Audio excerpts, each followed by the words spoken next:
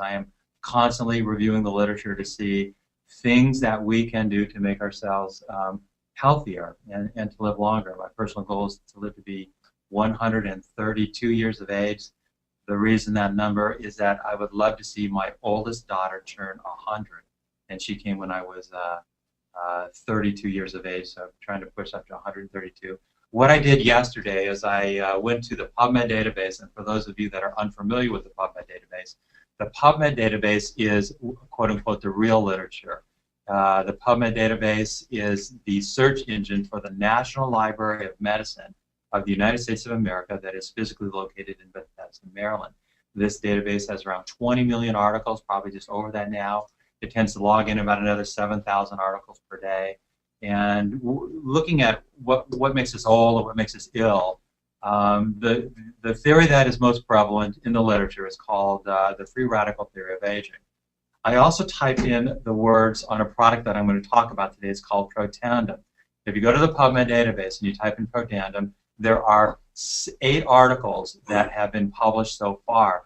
All of them are fun. All of them are very interesting. The one that I'm going to talk a little bit extra about is the very first one that was ever done, and it's number 8 here. So a little bit later in the presentation, I'm going to show you some specific components of that article. But if you look through all of these articles, but the very first one, which is the most recent, all the rest of these articles have a common author, and it's this guy here. His name is Joe McCord, and McCord's going to be a big player. I mean, this guy discovered one of maybe the most important thing in longevity, and he did it back in 1969. Yet a lot of people, including healthcare providers, do not understand what it is, and so part of my assignment this day is to make sure that you know what it is.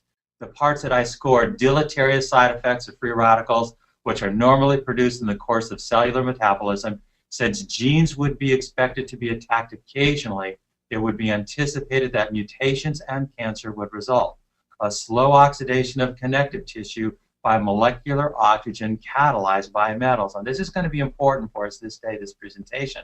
Looking at metals right here. Metals are important because when we get in contact with metals, we increase the productions of free radicals, which means neutralizing these free radicals becomes ever so much more important.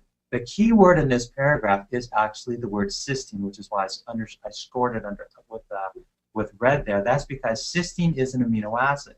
And the key is when cysteine exists as a component of a protein, and that proteins are put together by genes, so that if you could turn on genes that produce proteins that have cysteine, you are better at neutralizing free radicals. Now, this is 1956, and remember, this is part of what I will tell you Dr. Joe McCord did. He figured out a way to upregulate these genes that are related to this and other ways to neutralize free radicals.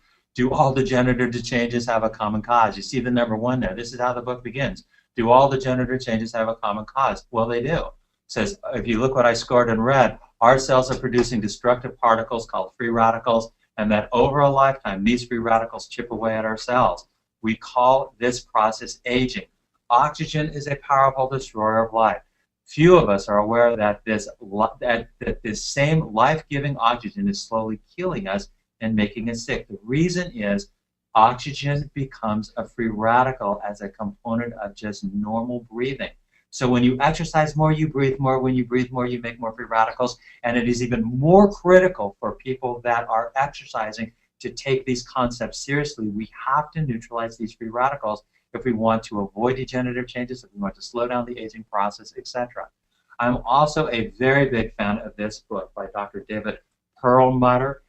He is a neurologist living in Naples, Florida. He's written a number of books on the topic. I think that he's way smart. I advocate all of his books. My favorite book, at least for my family, since I have 2 daughters, is that he did a book a few years ago that claims that you can raise your children's IQs 30 points by the time they go to kindergarten if, in fact, you can appropriately reduce the consequences of toxins and the free radicals that they generate. In fact, Dr. Perlmutter, in his book, The Better Brain Book, which came out in 2004, in this book he defines what makes a toxin toxic. What makes a toxin toxic, in chapter 8 of this book, you can see what I scored in red there. What makes toxins toxic is the fact that they rev up free radical production and promote inflammation. Now, you got to get the point. This is the point. If we live in an environment that has lots of toxins, we get lots of free radicals. The more toxin the environment, the more free radicals we get. The more free radicals we get, the more critical it is that we neutralize them before they do damage to cellular physiology. And then you take a look at this, and this should take everyone on this webinar's breath away. Referencing time, May 24 of 2010, you can see the date there in the bottom right. They sum up, if you look at the actual words on the first paragraph, I'm going to scroll down where I blew them up a little bit, says, on May 6th, the President's Cancer Panel published an alarming 240-page report on the risk of cancer from chemicals and other substances in the environment. The true burden of environmentally induced cancer has been grossly underestimated, the report's authors conclude. The American people, even before they are born, are bombarded continuously with these dangerous exposures. The point of all this is that all of these chemicals are toxins. Toxins damage the DNA. The DNA damage is then linked to cancer. Even the President's Cancer Panel is agreeing to this, coming out in 2010. May 6th of 2010 is when this was in fact released. The point of it is we have so many environmental toxins now that we're getting so many free radicals that a strategy to neutralize these things before we damage our physiology is critical. It's never been more critical than this time in our history. The point of it is we're all getting toxins all day long, every day, and these toxins rev up the production of free radicals, and the result is almost all of us are suffering from chronic, uncurable, degenerative problems, that there are things that we can do to reduce the risk of these things. And we don't want to produce these free radicals, but it's going to happen because we live in a world that is full of toxins. Can we neutralize these guys before they do damage? Wait till I show you some of the studies, man. They're thrilling. The bottom lines are here. Antioxidants. Now, most everybody knows what an antioxidant is, but a lot of times there is some confusion, and that confusion is actually the main theme of this webinar. Exogenous antioxidants are antioxidants that almost everybody knows about. Superoxide dismutase, catalase, and glutathione peroxidase are made by the DNA, which is inside the cell membrane. So these are the ones that protect the cell from the inside, and so they're critically important in human physiology. Now, I have personally been taking Protandim for about 5 years, and I was getting it over the counter at GNC Nutrition.